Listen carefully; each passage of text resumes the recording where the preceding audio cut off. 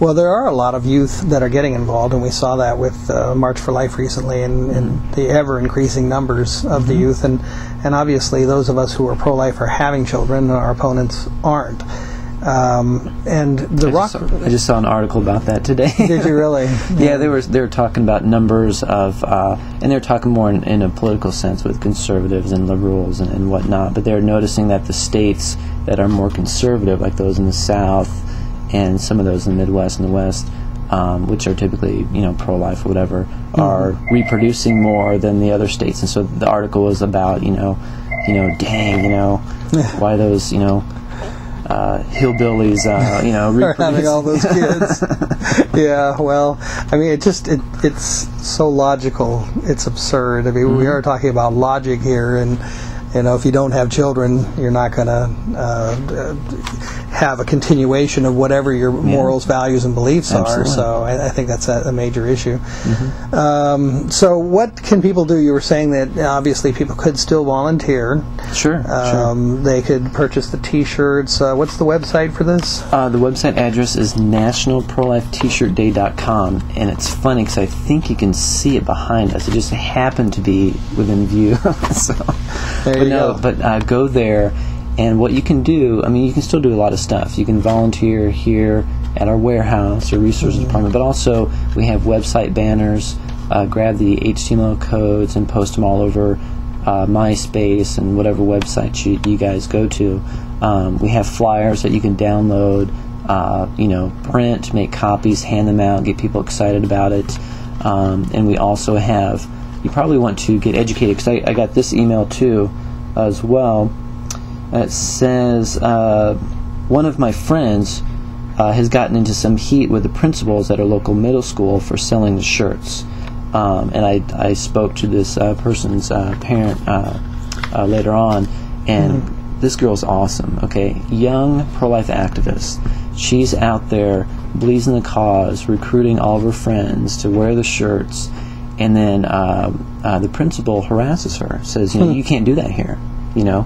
And she's like, at first she backs down, but then she goes to this website, goes to the section that says harassment, reads the information from the Thomas More Law Center about how you have a right to free speech, and that includes wearing pro-life T-shirts. And she got emboldened, like, oh wow, it's been to the Supreme Court, it's been decided. I have what's this guy talking about? I have a free speech right to do this. Yeah. Went back to school, started doing what she was doing. Principal came over, and now the principal, in between every class, goes to her locker and stares at her, trying to intimidate this girl. I mean, a grown man, and intimidating, trying to a teenage girl. I mean, it's unbelievable. So, but that's something that you can do. I mean, learn your rights. I mean, it's just basic. Yeah. It's been to the Supreme Court. It's been decided. It's Tinker versus Ohio. It was in the 60s during the Vietnam War, and you have a free speech right. There's been actually one case that has gone to a higher federal court, specifically from one of our T-shirts, Abortion is Homicide, and that is when the principal, basically what happens if you've been harassed by a principal, a teacher, or any school administrator, students usually back down and then let the Thomas More Law Center get involved, and usually they'll send a letter, and then everything's okay. Then the rights are restored, and students go about doing what they've been doing, and no harm done.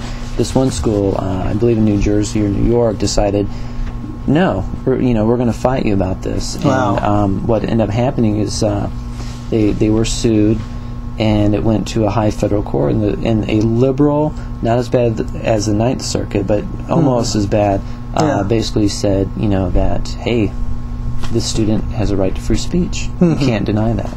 Yeah. And so you have a right.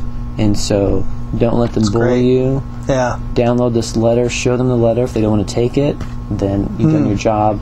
Call us. Call the phone numbers on the website at the Thomas More Law Center and get them involved, and they'll get involved. They'll send them a letter, most likely, and you'll be fine. Yeah. And then, at the same time, don't stop wearing it there. Okay, it's April 25th. Now what do I do? Yeah. wash the shirt, but keep Wear it wearing the again. shirt, you know. Get some more shirts, you know. Just grab a T-shirt and write something cool and pro-life on it, you know. It's all good. Yeah, sounds good. The idea is you get your feet wet, you see that a lot of people are pro-life, you can make a difference, and you keep wearing the shirt over and over and over. Yep. And other shirts and bumper stickers, and then next thing you know, you're at the mill praying for mothers and babies' lives being saved, and next thing you know, you're a full-on pro-life activist. Well, it's amazing. Like I say, it's something simple, and yet it's something we can all do, and we can do it regularly. And for all of you students out there or other people who are considering doing this, maybe you're a little bit scared. Well, take the chance, take the plunge, buy a shirt, put it on. April 24th is the Pro-Life T-shirt day, and then after that, put it on again. After that, you'll feel good. You'll see what it's like. It's only $6. Can't beat that. $6. Yeah, it's a good thing. All right.